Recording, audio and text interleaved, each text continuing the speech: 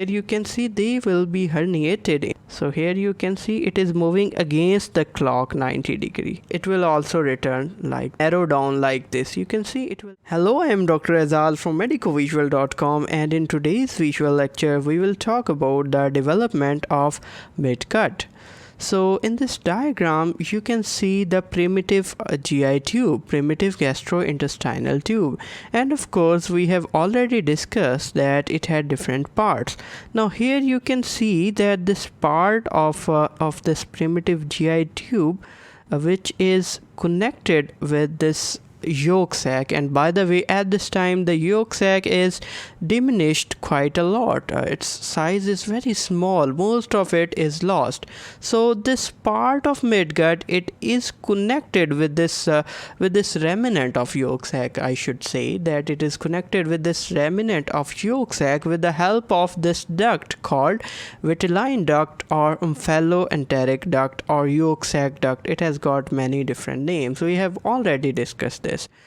So this part of gut which is connected to this yolk sac remnant, it is called midgut. Okay, let's label it. So this part is midgut. This is the midgut which is at this time almost directly and broadly connected with the yolk sac. And the part of GI tube which is cranial to it, this part, it is basically this is the foregut. So this is the foregut, and the part which is caudal to this midgut is of course the hindgut. So we have the foregut, this is the foregut, we have midgut, and we have hindgut.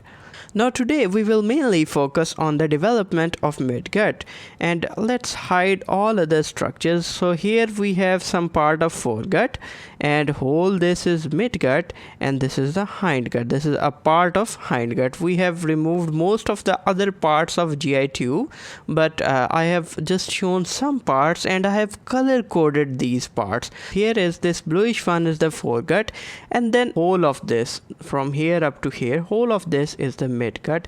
And now it has now this yolk sac connection, this vitelline duct, it is quite small, so it is not a broad connection at this time. Now here you can see that the midgut, it has been divided into two parts. One part is cranial to vitelline duct and the other part is caudal to vitelline duct, and of course it is continuous with the hindgut.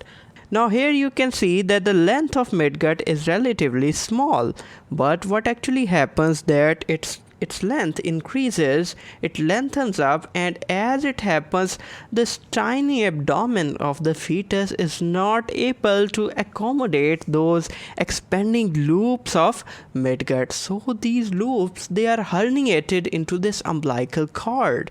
So let's see how. So here you can see they will be herniated into the umbilical cord. And by the way, this umbilical cord, remember that it itself lies within the extraembryonic celom. And what is extraembryonic celom? I will not explain this right now. We have already discussed it during the second week and third week of development. Please watch those lectures if you fail to understand what is extraembryonic celom. Now this herniation within the umbilical cord is a normal phenomena. It normally occurs during the fetal life. So that is why it is called physiological hernia. It is a normal type of hernia. So it is physiological hernia. And this herniation of this loop of midgut, loop of intestine, it is temporary. As the abdomen will develop further, its size will increase. These loops, they will be retracted back into the abdomen. So this temporary herniation is of course the physiological hernia. Now at this time there is this single loop, and this single initial loop which is formed, it is called primary midgut loop or primary intestinal loop. So it is the first loop. Later we will see that several different loops are formed out of this limb, and then of course there are several other loops that are formed as a result of formation of small intestine. So this initial single loop that is formed, it is the primary loop. It is called primary intestinal loop. Now this cranial limb of this loop, it is going to form most of the small intestine. It is going to form the remaining part of duodenum. You can see one part of duodenum is formed by the foregut, but the remaining part of duodenum, it develops from this midgut. So of course duodenum has dual origin. It is foregut in origin as well as midgut in origin. And most of the other parts of small intestine, including the jejunum and ileum, most of the part of ileum, it develops from this cranial limb of midgut loop, primary midgut loop. Now the aim of life of small intestine is to absorb the nutrients. So whatever the food we will eat, from that food, it is the aim of life of small intestine to fetch every possible piece of nutrient. And for this purpose, the length and size of small intestine should be longer. It should not be a small tube. And as it happens, as this cranial limb, which is going to form the small intestine, as its size increases, then what happens that it becomes sort of convoluted in appearance. So here you can see, because there is less space, so it has become the convoluted in appearance. So now we have several different loops. Now this is no more primary intestinal loop. They don't call it secondary or tertiary, but of course it is right now not primary loop. I don't know, maybe on some day they will put a special name to this loop, but it is no more the primary intestinal loop. So here this cranial limb, it is going to form most of the small intestine, and caudal limb, here this part of caudal limb, it will form some part of ileum, and here it will form the cecum. By the way, here you can see a conical swelling has arisen here. So this conical swelling is called cecal swelling or cecal bud. It will form the cecum and appendix, and that we will see later. And this remaining part, it will form the ascending colon, which is of course the large intestine, and the proximal 2/3 of transverse colon that we will see later. Now here you can see that of course this intestinal loop, it must need some blood supply, and as it turns out, the artery that supply the midgut is the superior mesenteric artery. Of course somewhat here there will be the dorsal aorta, and from dorsal aorta several branches will arise. One of the branch will go to midgut. It is called superior mesenteric artery. This is the superior mesenteric artery. Then the artery that supplies, basically it's a trunk that supply the foregut, it is called celiac trunk. Then we have of course the superior mesenteric that supplies the midgut, and lastly the artery that supply the hindgut, it is inferior mesenteric. So you must remember these arteries. Now I will remove all other arteries and I will just focus on this superior mesenteric artery. So here is the main stem of that superior mesenteric artery, and throughout its course several branches arise that supply the both cranial as well as caudal limb of this intestinal loop. And the stem of this superior mesenteric artery, it terminates at the apex of this junction of cranial as well as caudal limb of this intestinal loop. Now this intestinal loop, you can see it is within the umbilical cord. Now within the umbilical cord some changes will occur. First we have discussed these changes, that there is that formation of convoluted appearance and the appearance of cecal bud, but of course there is rotation of these limbs as well. But before I talk about rotation, let me tell you another concept. You know this limb, I have told you that this is the cranial limb of this intestinal loop. But what actually happens that later, as the rotation will occur, this loop will no more be cranial. It might become caudal or whatever. So it may not be cranial. So it is not quite appropriate to call it cranial limb. So it is more appropriately called as the pre-arterial limb of intestinal loop. Why pre-arterial? Because here is that termination of main stem of, this is the main stem of superior mesenteric artery. So this limb is before this termination of superior mesenteric artery's main stem. So this is pre-arterial limb. And this limb, this other limb, which initially I told you that it is caudal limb, this should be more appropriately called post-arterial limb of intestinal loop. So we have pre-arterial limb, which I have shown in this yellowish color, lemon color I should say, and this post-arterial limb I have shown it with a sort of yolk-like color, and of course this pinkish color is the hindgut, this is the foregut, and this is the vitelline duct. Now, to understand this phenomena properly, I have also shown a 2D cut section. Let's say we have removed only this part like this, and we look at from front. We have removed this part and we are looking it from front. So here we have another illustration. Let me show you that. So here we have that illustration. Where it is? Yeah, here it is. Here is that illustration, this 2D one.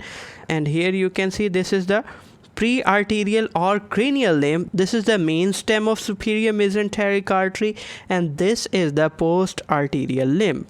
Now actually the rotation will occur anti-clockwise. First there is 90-degree anti-clockwise rotation. So here I have shown you the clock as well, so you will actually understand how there is that anti-clockwise rotation. So exact phenomena you will properly understand with all these visual illustrations and 3D models. So let's watch the animation of first 90-degree anti-clockwise rotation. I think we should first focus on this diagram only, then we will see those clock things. So just focus here and let's see what happens. So there will be 90-degree anti-clockwise rotation like this.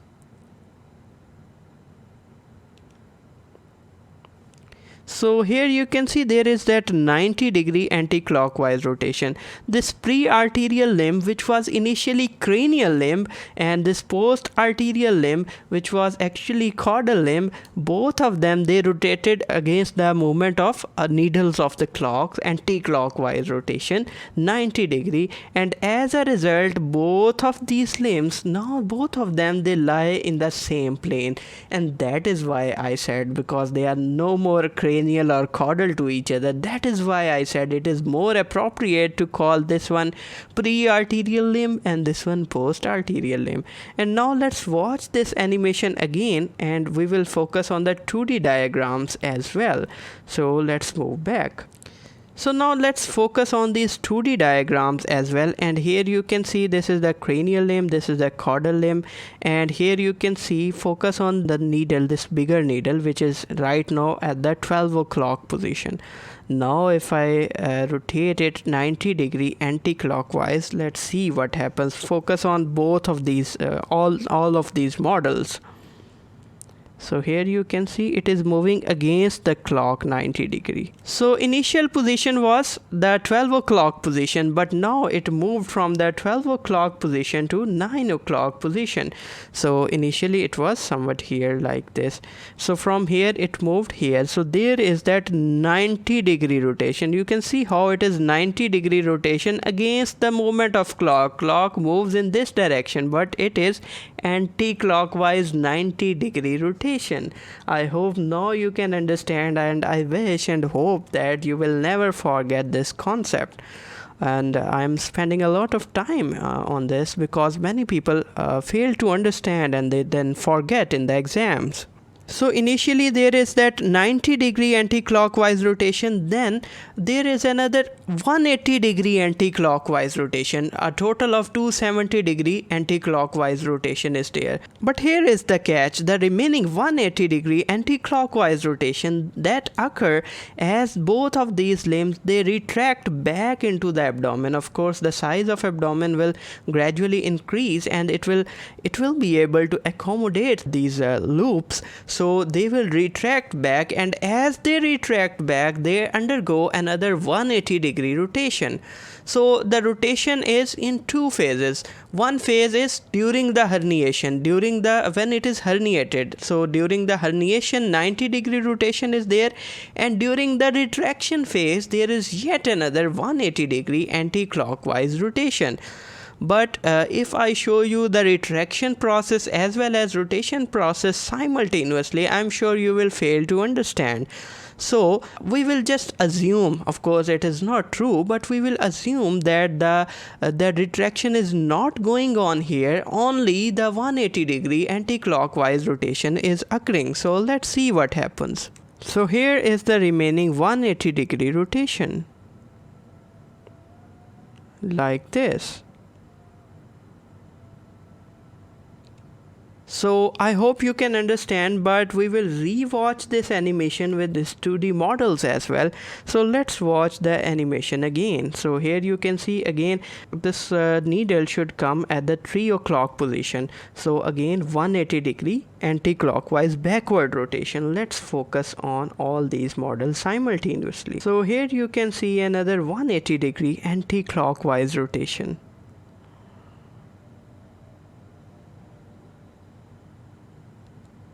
Wow, isn't it amazing? I love teaching and I love making these models. It's my passion. It's amazing. So let's hide first this ectoderm. Hey, sorry for interruption, but this is to inform you that complete gastrointestinal system embryology course is available on MedicoVisual.com. If you like this video, please consider buying that course. Put the coupon code YouTube at checkout for a flat 15% discount. Back to the video now. So here now I will tell you what structure develops from these. So here you can see that so here is the duodenum, right? And from after duodenum, this pre-arterial limb of this intestinal loop, it will form the jejunum and most of the ileum. All of the jejunum and most of the ileum, it will develop from this pre-arterial limb of intestinal loop. Then some part of ileum, this is some part of ileum here, it will also develop from the post-arterial limb of intestinal loop. Then here is that cecal bud which will develop into cecum and appendix. Then the ascending colon and the transverse colon, the proximal 2/3 of transverse colon, it will develop from this part. It will develop from this part of this part of post-arterial limb of intestinal loop. Now these structures, they will retract back into the abdomen because the size of abdomen has been sufficiently increased and it can now accommodate these loops. And as they will return back, then you will actually able to understand that how these structures will be formed from these loops. But before that, let me tell you another important fact, that this pre-arterial limb, it is first to return, and post-arterial limb, it will return later. So let's see the animation.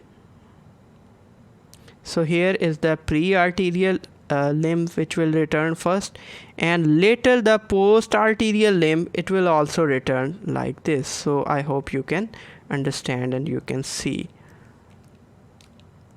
So I hope you can understand now. So here is again, I hope right now you can appreciate properly that how these structures will develop. So here is that this pre-arterial limb which will form some part of duodenum, the jejunum and most of the ileum, and remaining ileum, it will develop from this post-arterial limb, and here is that transverse colon cecum. Also please note that this vitelline duct, it will be ultimately obliterated between about 5th and 6th week of development, and ultimately this vitelline duct will be lost. Now where is the ascending colon? The ascending colon, the part of large intestine, where is that? Actually right now the cecal bud is lying in the right upper abdomen, which is not its actual place. It should be in right lower abdomen. So actually what happens that here it will be pulled downward. The cecal bud, it will be pulled downward, and as it will be pulled downward, it will pull some part of hindgut with it. So let me show you the animation, then you will understand it properly. So here you can see that it is moving downward, and focus here. So here you can see the cecal bud, it is pulled downward, and as it is pulled downward, some part of hindgut will also shift it here. And now here you can see the cecal bud will form the cecum and appendix. Here is the ileum, and here is that ascending colon, and here is the proximal 2/3 of transverse colon, which is formed by the post-arterial limb of this intestinal loop, and remaining 1/3 of transverse colon will develop from the hindgut, because this hindgut, it was pulled with this motion of this downward motion of this the cecum. Now let's hide the ectoderm again, and I will show you the adult structures as well. So here are those adult structures, and again you can appreciate that let's hide all these things first. So now here you can appreciate that this is the duodenum. So almost half of the duodenum developed from the foregut, remaining duodenum developed from the midgut, and then after duodenum there is jejunum. So all these are the loops of jejunum. Then after jejunum, most of the ileum will also develop from this pre-arterial limb of intestinal loop. But last part, the terminal ileum will develop from this post-arterial limb of intestinal loop. Then the cecum will develop from the cecal bud, and there is that appendix, and we will see how appendix develops, don't worry about that. And then there is ascending colon, which also develops from this post-arterial limb of intestinal loop, and proximal 2/3 part of transverse colon, it also develops from this post-arterial limb of intestinal loop. And then there is hindgut, which contributes towards the formation of distal 1/3 part of transverse colon, and descending colon, and sigmoid colon, and rectum, all those structures that we will not discuss right now. Finally, let's watch the complete animation of midgut rotation. Now I will not speak, so you will just observe the animations.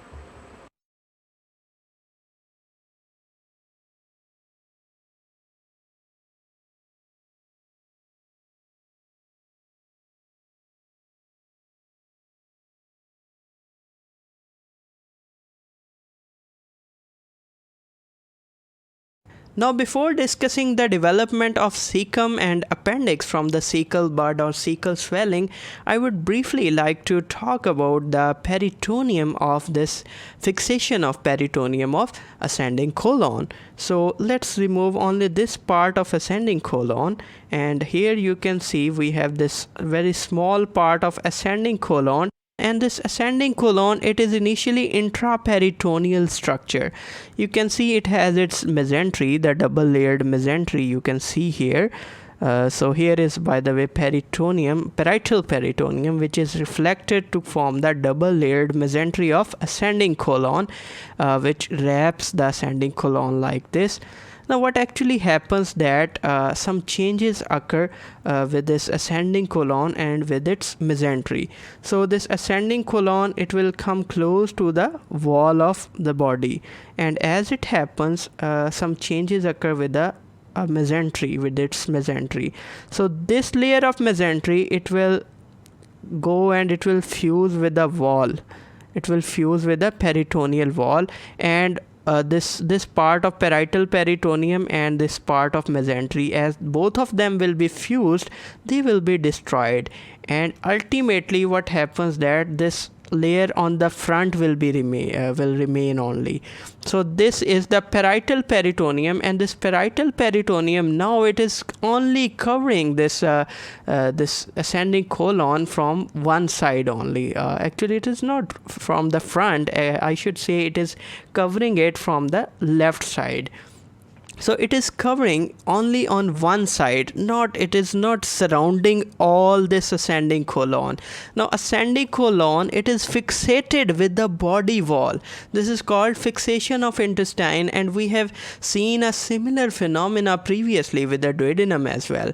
So here is that fixation of intestine and formation of and the secondary retroperitonealization. Actually, it was initially the intraperitoneal structure. Ascending colon, it was initially the intraperitoneal structure, but as the fixation occurred, it has secondarily became the retroperitoneal organ, and that is also true for the descending colon as well. But the transverse colon, it is not the retroperitoneal, it is actually the intraperitoneal. Let's not go into that. Finally, I would like to talk about formation of a cecum and appendix from the cecal bud. So here is this ascending colon, and this ascending colon, just caudal to this ascending colon is this conical swelling called cecal bud or cecal swelling. So this is the cecal bud, this one is the cecal bud or cecal swelling. Now if you focus on the cecal bud or cecal swelling, let me show you what actually happens with that. So here you can see that the proximal part of this cranial or proximal part of cecal bud, here you can see this one is the cranial or proximal part of cecal bud. It will grow much larger at a much larger rate, but the caudal part won't be growing sufficiently, so it will narrow down like this. You can see it will narrow down, and as it narrows down, it will form this appendix. Of course, initially there is that narrow swelling, but later this narrow swelling will further protrude outward to form the appendix. And appendix, it can be behind the cecum, or it may be in front of the cecum, it may be on the side, or there are several different orientations that may be there of the appendix, but let's not just go into detail. So that was about the development of midgut. I hope your concept would be crystal clear after watching this video. Please give your comments and do check out the complete course of GIT Embryology. Thank you so much for watching this video. Have a nice day. Goodbye.